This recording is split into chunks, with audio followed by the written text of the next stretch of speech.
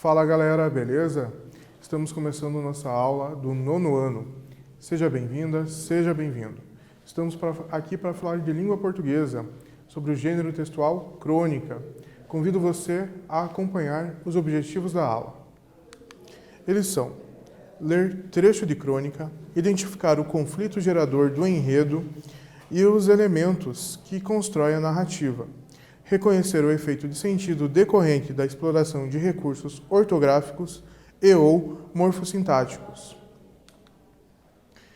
Começando, a crônica é um gênero textual que utiliza o que como objeto, o que ela comunica, qual é o seu objetivo, qual é a sua função. Nós temos aqui a seguinte definição: as crônicas são gêneros textuais que transitam entre o campo jornalístico e literário, caracterizam-se por serem narrativas curtas, escritas em linguagem informal, com tempo baseado no cotidiano, valendo-se de humor, ironia e críticas sociais. Vejamos, narrativa, é um texto narrativo a crônica? Sim.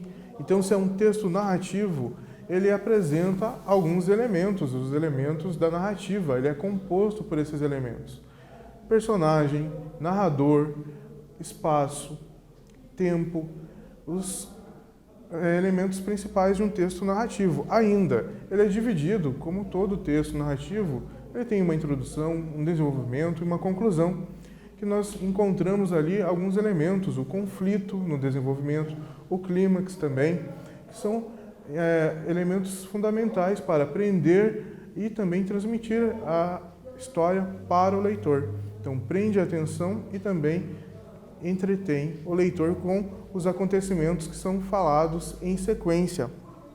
Ainda a sua linguagem é informal, isso mesmo, para justamente se aproximar do seu leitor, estabelecendo quase que uma conversa nessa narrativa dos fatos. Vamos lá ao fragmento Sopa de Macarrão. Acompanhe. O filho olha emburrado o prato vazio. O pai pergunta se não está com fome. Com fome eu tô. Não tô é com vontade de comer comida de velho. Lá da cozinha, a mãe diz que decretei, que ou ele come legumes e verduras, ou vai passar fome. Não quero, filho meu, engordando agora para ter problemas de saúde depois. Só quer batata frita e carne, carne e batata frita. E você, se continuar comendo só fritura, carne, doce e refrigerante, na nossa idade vai pesar mais de 100 quilos. No Japão, resmunga ele, podia ser lutador de sumô e ganhar uma nota. E no Natal, cantarola a mãe, vai ser Papai Noel, né? E Rei Momo no Carnaval. Não tripudie, diz o pai, ele ainda vai comer de tudo. Quando eu era menino, detestava a sopa. Aí um dia minha mãe fez sopa com macarrão de letrinhas. Passei a gostar de sopa. O pai come dolorosamente, a mãe come furiosamente. O filho olha o prato tristemente. Depois a mãe retira a comida, ele continua olhando a mesa vazia. Na cozinha, o pai sussurra para ela: mas ele comeu 2 folhas de alface, não pode comer 2 pedaços de bife? Ela diz que de jeito nenhum, desta vez é para valer. Então o pai vai ler o jornal, mas de passagem pelo filho, pergunta se ele não quer um sanduíche de bife, com salada, claro. Não, diz o filho, só quer saber de uma coisa, da tal sopa de letras. O pai se anima, pergunte. Você podia escrever o que quisesse com as letras no prato? Claro, por quê? O que você quer escrever? Hambúrguer, maionese e ketchup. É teimoso que nem o pai, diz a mãe. Teimoso é quem teima comigo, diz o pai. O filho vai para o quarto, só sai na hora da janta. Sopa de macarrão. Então vai escrevendo e engolindo as palavras: escravidão, carrascos, nojo e enfim escreve amor. O pai e a mãe lacrimejam, mas ele explica: ainda não acabei. Tá faltando letra para escrever. Amo rosbife com batata frita. Encerramos a leitura do fragmento. É perceptível a situação do cotidiano, que é a alimentação, uma refeição feita pela família, e a discussão sobre o que é saudável ou não, cada um tem um ponto de vista, aí há um confronto entre o que o menino pensa e o que os seus pais pensam. Cada um tem também a sua personalidade, o seu modo de agir diante a essa discussão. O pai, mais calmo, mais tranquilo, tenta equilibrar ali o que o menino quer e o que a mãe também deseja. A mãe já não está muito a fim de conversar, ela quer que o seu filho coma os legumes e as verduras, e o filho não. Ele acaba rejeitando, depois se anima, fica interessado com a sopa, a experiência que o pai mencionou, a sopa de macarrão de letras, só que ele utiliza a sopa para manifestar ali o seu protesto em relação à alimentação, escrevendo algumas palavras, carrascos, nojo, enfim. Pensando juntos sobre a temática dessa crônica. Por definição, é um gênero textual que se inspira no cotidiano. Os fatos de que trata o texto parecem despertar no leitor entusiasmo, reflexão, ternura ou humor. Humor, isso mesmo, nós temos ali umas associações imprevistas no diálogo dessa família. O filho fala que no Japão ele poderia ser lutador de sumô, se ele continuar comendo e chegar a pesar 100 quilos. Já a mãe fala que o filho pode ser Papai Noel no Natal e ainda Rei Momo no Carnaval, se referindo ao seu peso. Se ele continuar assim, ele vai chegar a um peso muito alto, então ele poderá ser esses personagens nessas festividades. Então, essas associações fazem com que o texto venha para o lado do humor, seja uma crônica humorística. Ainda nós temos outras situações, essa rejeição que o menino faz em diversos momentos, a discussão entre esses personagens, o diálogo, a informalidade, faz da crônica ser uma crônica humorística. Falando sobre o foco narrativo, a narração, como é contada essa crônica para nós. Nós temos aqui alguns focos. O narrador personagem conta na primeira pessoa a história da qual participa também como personagem. O narrador observador conta a história do lado de fora, na terceira pessoa, sem participar das ações. Ainda o narrador onisciente conta a história em terceira pessoa e, às vezes, permite certas intromissões, narrando em primeira pessoa. Ele conhece tudo sobre os personagens e sobre o enredo, sabe o que passa no íntimo das personagens, conhece suas emoções e pensamentos. Então, retomamos aí os 3 tipos de narradores que existem nos textos. E sobre isso nós temos a nossa atividade. A crônica lida é uma narrativa de ficção. Assim, alguns elementos da narrativa estão presentes. Indique cada um deles. Letra A, tipo de narrador. B, tempo. C, personagens. E D, espaço. Indique esses elementos.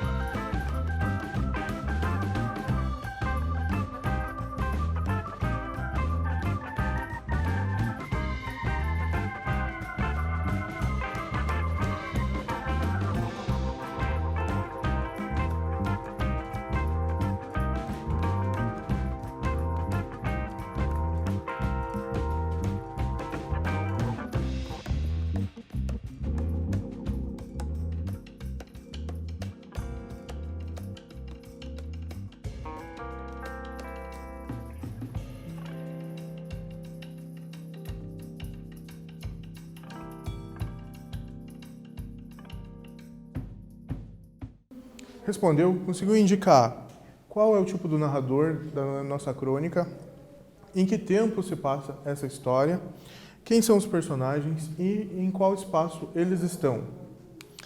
As possibilidades são: o narrador é observador, ele está em terceira pessoa, ele não participa da história, mas também ele não é um narrador onisciente, ele não sabe o que se passa no pensamento dos personagens, nem se intromete na história.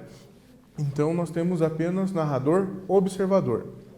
Letra B, o tempo é um tempo contemporâneo, a hora do jantar. Isso mesmo, o que nós percebemos é que o diálogo acontece durante o tempo da refeição. Os personagens, mãe, pai e filho. E o espaço, casa. Você conseguiu perceber com esses elementos o tempo, os personagens e o espaço, o ambiente em que se passa essa história, que eles são restritos. Isso também é uma característica da crônica. Esses elementos serem restritos é porque a crônica é um texto curto, como nós vimos na definição. Então não se faz necessário, ela não comporta vários personagens, pois assim os personagens teriam várias falas ou várias ações e o texto deixaria de ser curto. Ou então o foco dele seria uma confusão. Então se faz necessário poucos ambientes, poucos personagens em um curto espaço de tempo, já que o texto, a crônica, também é curta. Enredo, falando sobre as partes que compõem a crônica. Situação inicial é a parte do texto em que são apresentados alguns personagens e expostas algumas circunstâncias da história, como o momento e o lugar em que a ação se desenvolverá. Conflito é a parte do enredo em que as ações e os conflitos são desenvolvidos, conduzindo o enredo ao clímax.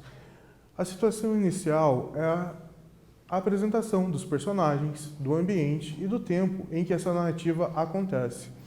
Já o conflito está no desenvolvimento do texto. É algo que acontece para todo o restante do texto também acontecer. Ele dá sequência aos fatos. O clímax, nós temos ele ainda no desenvolvimento também. É o ponto em que a ação atinge seu momento crítico, momento de maior tensão, tornando o desfecho inevitável. Desfecho é a solução do conflito, produzido pelas ações dos personagens. Então, o desfecho é a conclusão do nosso texto, em que o conflito é solucionado ou minimizado, enfim, há um resultado desse conflito no desfecho.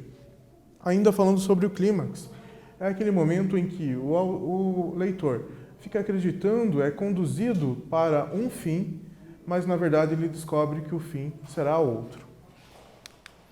Falando sobre essas partes que compõem aí a nossa crônica, nós temos o primeiro exercício sobre essa temática.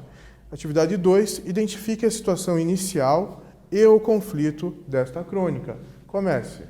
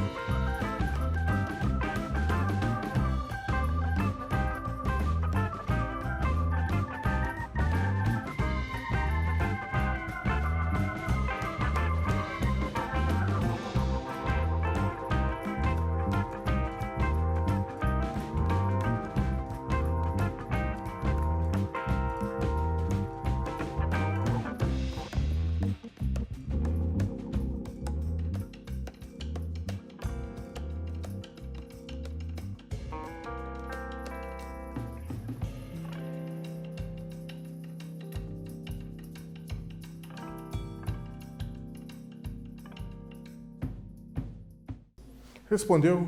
Qual é a situação inicial e qual é o conflito da crônica? Temos aqui algumas possibilidades. Você pode escrever com suas palavras ou pegar um trecho que define cada parte da crônica. Situação inicial. O filho olha emburrado o prato vazio. O pai pergunta se não está com fome.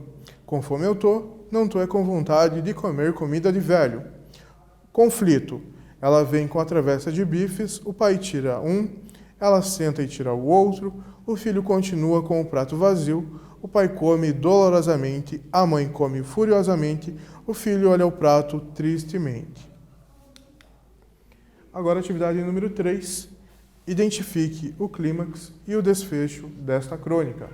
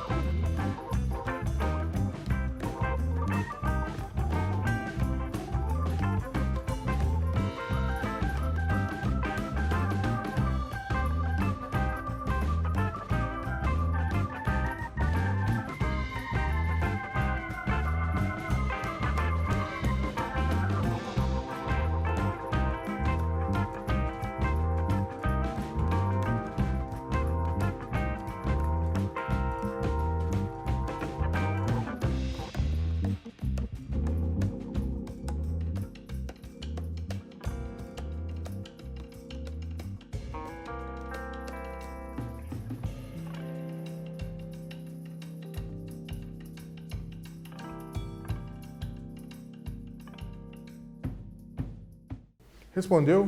Qual é o clímax e desfecho da crônica que lemos?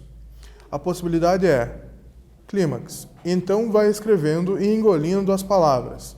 Escravidão, carrascos, nojo e enfim escreve amor. O pai e a mãe lacrimejam. Desfecho. Ainda não acabei. Tá faltando letra para escrever. Amo rosbife com batata frita. Então fica evidente o clímax, o leitor ficou esperando. O filho talvez tivesse uma reação positiva a toda a insistência, a toda a conversa sobre alimentação. Mas o desfecho, a conclusão, mostra algo que não esperávamos. O filho não queria escrever amor, e sim que ele ama rosbife com batata, mesmo comendo a sopa de letrinhas ali. Pensando juntos. A crônica Sopa de Macarrão possui predominância de: letra A, discurso direto, B, discurso indireto, C, discurso indireto livre. Como nós ficamos sabendo das falas dos personagens? Através do narrador ou através dos próprios personagens?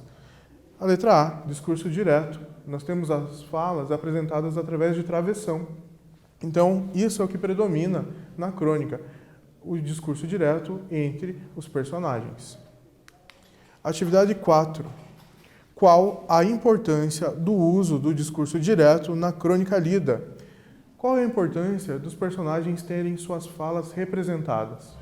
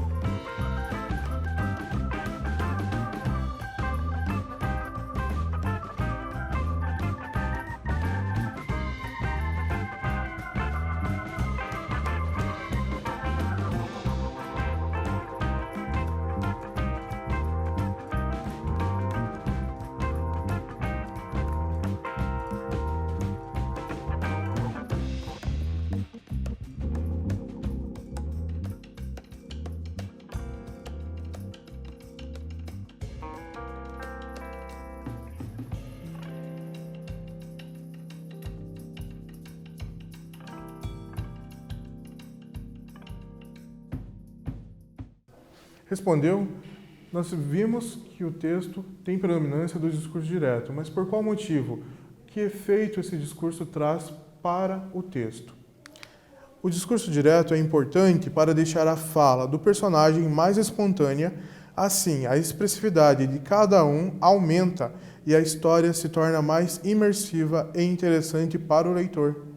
Isso mesmo, através da fala, assim como cada personagem se pronunciou em determinado momento, nós temos uma imersão no diálogo. Nós sabemos qual é a construção frasal, qual é a frase que cada um disse, com a sua informalidade, diferente de um narrador contando o que os personagens falaram, que muito do diálogo seria perdido, a informalidade se perderia em alguns momentos, e até mesmo a rejeição, o comportamento de cada um.